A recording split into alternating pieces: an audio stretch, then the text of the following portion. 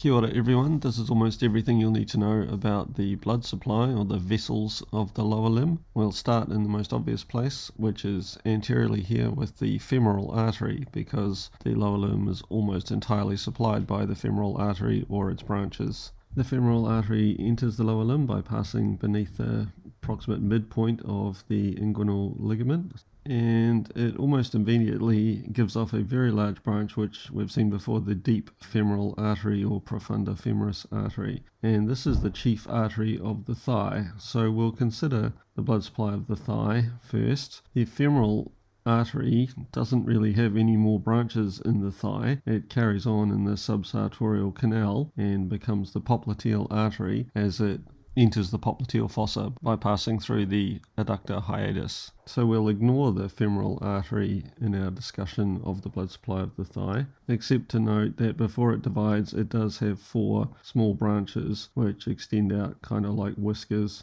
One of them is moderately interesting to surgeons at least, because this is the inferior epigastric artery, which has something to do with the inguinal canal, and surgeons like to use it as a landmark when they're goofing around with indirect hernias, but we don't need to know too much about that.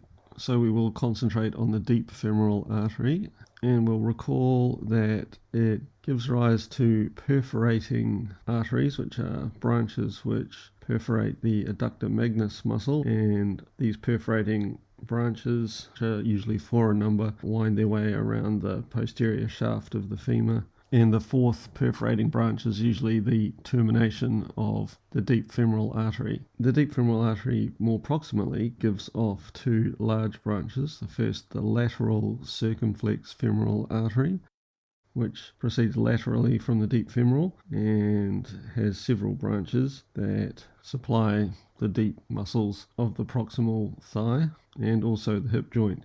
The descending branches supply the deep muscles of the thigh. The ascending branch is of importance because it gives off branches that supply the head of the femur by perforating the iliofemoral ligament seen here, and then coursing upwards towards the head of the femur. These are called retinacular arteries because they are held down or retained by the ligaments and synovial membrane of the hip joint, and the companion to the lateral circumflex femoral artery is the medial circumflex femoral artery, which is given off initially medially but then turns around and passes between the iliopsoas and pectineus muscles in the floor of the femoral triangle, and then courses laterally itself behind the neck of the femur and anastomoses with the lateral circumflex femoral artery near the top of the greater trochanter. So that's the medial circumflex femoral artery, and it gives off more branches which follow the same idea as the branches of the lateral circumflex femoral, which is to run beneath the ligament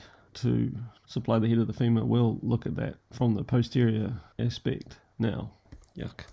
Here we are, so we imagine the inguinal ligament would be about here, the femoral artery entering the lower limb, the deep femoral artery with its 4 perforating branches,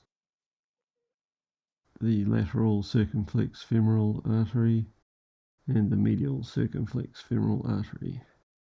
And here we can see the branches of the medial circumflex femoral artery. The retinacular branches only have to slip underneath the free edge of the ischiofemoral ligament, this guy, rather than piercing the ligament as the anterior branches do, so they're able to contribute more effectively to the blood supply of the head of the femur than the retinacular branches of the lateral circumflex femoral artery. The clinical importance being that in displaced fractures of the neck of the femur, subcapital neck of femur fractures, through here let's say, these arteries all become ruptured because they are held so closely to the bone, if not coursing through it, and the blood supply to the head of the femur is therefore compromised. The foveal artery in the ligament of the head of the femur is insufficient to supply the head of the femur, and in these circumstances the head of the femur is at risk of avascular necrosis, which is why orthopedic surgeons are compelled to replace the head of the femur in this kind of fracture And while we're in this region, just point out two other arteries that contribute to the blood supply in the lower limb, this time the gluteal region. Of course, either side of piriformis, which emerges from the greater sciatic foramen here, we would have the superior gluteal artery and the inferior gluteal artery. So we'll follow now the femoral artery into the popliteal fossa. Here's a screenie from a previous very informative video, just to remind you of the course of the femoral artery in the subsartorial canal in the thigh. The sartorius muscle's been removed here to show the femoral artery along with the femoral vein and the nerves that are also in that canal. A couple of things. The femoral artery is called the femoral artery by anatomists, even though it's given off a branch called the deep femoral artery. It does not change its name to superficial femoral artery. Radiologists and orthopedic surgeons will tell you otherwise, but they don't know. They don't know what we know. Also, there is a large branch here, which is called the descending genicular artery or something, and that takes part in the periarticular anastomosis of arteries around the knee, with branches from the popliteal artery and another branch from the lateral circumflex femoral. There's 5 of them. The point is that they're kind of complicated. They have awkward names, and they're not really worth the effort to remember for our purposes. So I'm going to ignore them. And you don't have to. You can read about them if you like. They're in your books, but I wouldn't. Instead, we'll just turn directly to the popliteal artery in the popliteal fossa, which is where the money really is in terms of your educational goals. So here we are. We'll call this the adductor hiatus, poorly drawn. And the femoral artery changes its name to popliteal artery when it passes through the adductor hiatus, so starting here and ending up more or less in the median plane of the limb in the popliteal fossa, and it's the deepest of the neurovascular structures in the popliteal fossa. There are several of the genicular, periarticular, anastomotic branches that arise from the popliteal artery. I'm not going to go into that. Basically, the popliteal artery exits the popliteal fossa and gives off a branch which traverses this gap in the interosseous membrane between the fibula and the tibia, and that is the anterior tibial artery, and it continues deeply in the anterior compartment of the leg to supply that compartment. The popliteal artery then becomes the posterior tibial artery and continues roughly in the midline of the limb, in the median plane. It gives off another branch, which is the fibular artery, which remains in the posterior compartment but sends branches out laterally to supply the muscles of the fibular compartment. And the posterior tibial artery continues on towards the foot. I'll just label these quickly.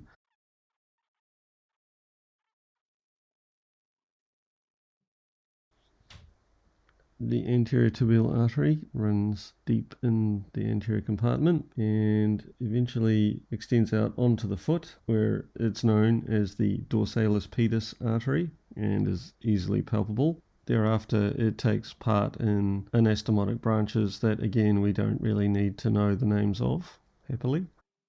The posterior tibial artery continues down in the posterior compartment, supplying both superficial and deep muscles, and enters the foot by passing behind the medial malleolus, where it becomes superficial and is easily palpable. Again, we'll just draw in the anterior tibial and the fibular artery with its perforating branches. The posterior tibial artery ends in the same way that the tibial nerve does, which is by dividing into medial and lateral plantar arteries, which supply the sole of the foot. Again, there is an anastomotic network, but we don't need to go any further than that for our purposes. So a common area of confusion is the names of the arteries and nerves of the compartments in the leg are different, and people more than 50% of the time get them around the wrong way. There's no easy way to avoid this, I don't think. My advice is that if you've got time, say in a written exam, is to make a little grid with the names of the compartments here, And think carefully. We'll put the vessels here and the nerves here. The vessels are named similar to the compartment, so the artery of the anterior compartment is the anterior tibial, the artery of the posterior compartment is the posterior tibial, and the artery of the lateral or fibular compartment is the fibular artery. The nerves, however, are a different kettle of fish. The nerve of the anterior compartment is the deep fibular nerve. For the posterior compartment is the tibial nerve, and for the fibular compartment is the superficial fibular nerve. So the names of the nerves and vessels have nothing in common, really, all completely differently named. If it helps, you can always go back to a branch kind of diagram. So for the arteries, you would have popliteal artery, anterior tibial, posterior tibial, and then fibula. Whereas for the nerves, we have sciatic nerve dividing into tibial nerve and common fibular nerve, and then the common fibula dividing into the superficial and deep branches. So the diagrams look quite similar, but the names are totally different.